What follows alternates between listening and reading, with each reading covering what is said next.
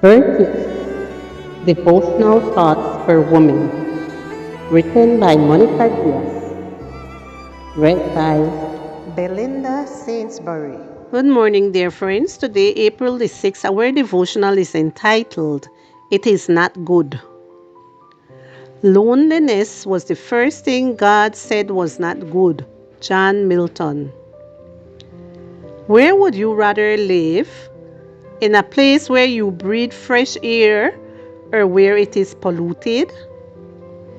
If you were told you can eat anything you want because obesity is not bad, would you believe it? If someone tried to convince you to drink alcohol without restriction, would they be successful? We know which behaviors negatively affect our health, so we avoid them. But once in a while, new information comes up that leads us to rethink certain concepts. Researchers Julian Holt Lundstad and Timothy Smith conducted a study that yielded the following results. Living in a highly populated area increases the risk of premature death by 5%, being obese by 20%, drinking excessive alcohol by 30%. And here comes the novel fact. Feeling lonely increases the risk of dying young by 45%, both for men and women, regardless of the country where they live. Feeling socially connected not only influences psychological and emotional health, it also has a significantly positive influence on physical well-being and longevity, affirm the study's authors. As I live alone, to me, this was a wake-up call. Although I understand that living alone is not the same as feeling lonely, I would not like to find out in 10 years that I was careful with so many things for fear of death and illness, but was careless in a decisive one, establishing meaningful social connections with other human beings.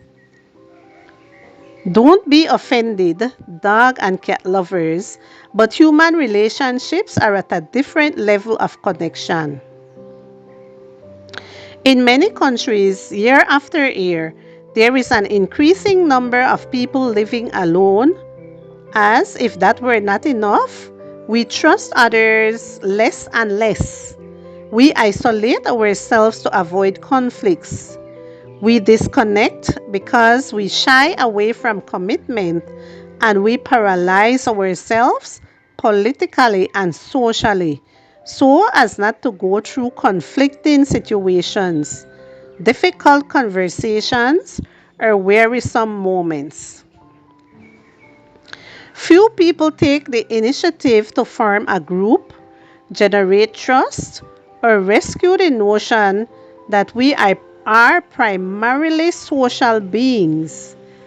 And when we set that essence aside, we suffer the consequences. I want to be part of those few.